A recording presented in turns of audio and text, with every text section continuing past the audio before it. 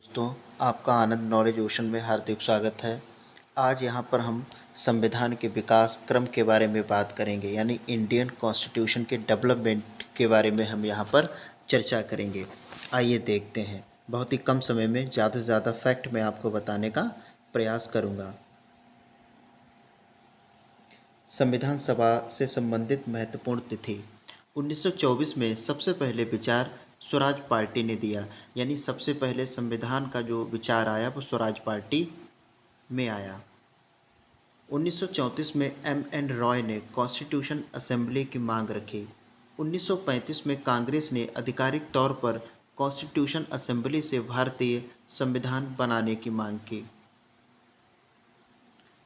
1938 में कांग्रेस की ओर से जवाहरलाल नेहरू ने घोषणा की कि स्वतंत्र भारत का संविधान बिना किसी बाहरी हस्तक्षेप के वयस्क मताधिकार के आधार पर निर्वाचित संविधान सभा द्वारा बनाया जाना चाहिए। यानी 1938 में जवाहरलाल नेहरू ने यह कहा कि भारत का संविधान बिना किसी बाहरी व्यक्ति के हस्तक्षेप से और वयस्क मताधिकार यानी एडल्ट फ्रेंचाइज के द्वारा ही बनाया जाएगा, यानी एक संविधान सभा के द्वारा ही संविधान बनाया जाएगा। 1940 में अगस्त प्रस्ताव में मांग सैद्धांतिक रूप से स्वीकार कर ली गई। 1942 में संविधान के लिए क्रिप्स प्रस्ताव को अस्वीकार कर दिया गया। 1946 में कैबिनेट मिशन योजना CMP को सभी दलों ने स्वीकार किया। 1946 में 3 महत्वपूर्ण निर्णय हुए, वो क्या हुए? कैबिनेट मिशन योजना को सभी दलों ने स्वीकार कर लिया था। लॉर्ड मैट्रिक लॉरेंस, सर स्टेफोर्ड किप्स एवं अलेक्जेंडर इसके सदस्य थे। CMP ने 2 संविधान सभाओं के विचार को खारिज कर दिया, यानी जो कैबिनेट मिशन योजना थी उसने 2 संविधान सभाओं के विचार को खारिज किया। उसने कहा सिर्फ एक ही संविधान सभा होगी। चुनाव का समय जुलाई 1946 में। चुनाव की पद्धति सदस्यों का चयन अप्रत्यक्ष चुनाव के माध्यम से हुआ था। कुल सदस्य शुरुआत में कुल 389 सदस्य थे, लेकिन भारत विभाजन के बाद भारत की संविधान सभा में 299 सदस्य रह गए थे। पहला सत्र संविधान सभा का पहला सत्र 9 दिसंबर 1946 को नई दिल्ली के कॉन्स्टिट्यूशन हॉल में आयोजित किया गया था।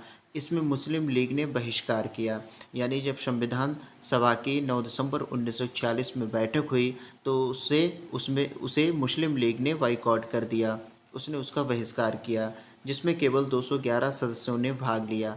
इसमें डॉक्टर सच्चिदानंद सिन्हा को विधानसभा के अस्थायी अध्यक्ष के रूप में चुना गया।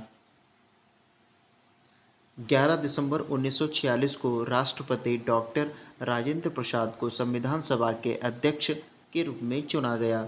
उपाध्यक्ष HC मुखर्जी और VT कृष्णामाचारी थे। 13 दिसंबर 1946 जवाहरलाल नेहरू ने उद्देश्य प्रस्ताव प्रस्तुत किया, जो बाद में प्रस्तावना का आधार बना। 29 अगस्त 1947 मसौदा समिति का गठन हुआ, यानी ड्राफ्टिंग कमेटी का गठन हुआ, जिसके अध्यक्ष भीमराव अंबेडकर थे। 22 जनवरी 1947 उद्देश्य प्रस्ताव को सर्वसम्मति से अपनाया गया। 22 जुलाई 1947 राष्ट्रीय ध्वज को अपनाया गया। ये यहाँ पर बहुत ही इंपॉर्टेंट फैक्ट है, अधिकतर वनडे एग्जाम में पूछा जाता है कि भारतीय संविधान में राष्ट्रीय ध्वज को कब अपनाया गया, तो 22 जुलाई 1947 को। 26 नवंबर 1949 संविधान को संविधान सभा द्वारा अपनाया और पारित किया गया। यह संविधान दिवस के रूप में मनाया जाता है, यानी भारत का जो संविधान है वो 26 नवंबर 1949 को अंगीकार किया गया।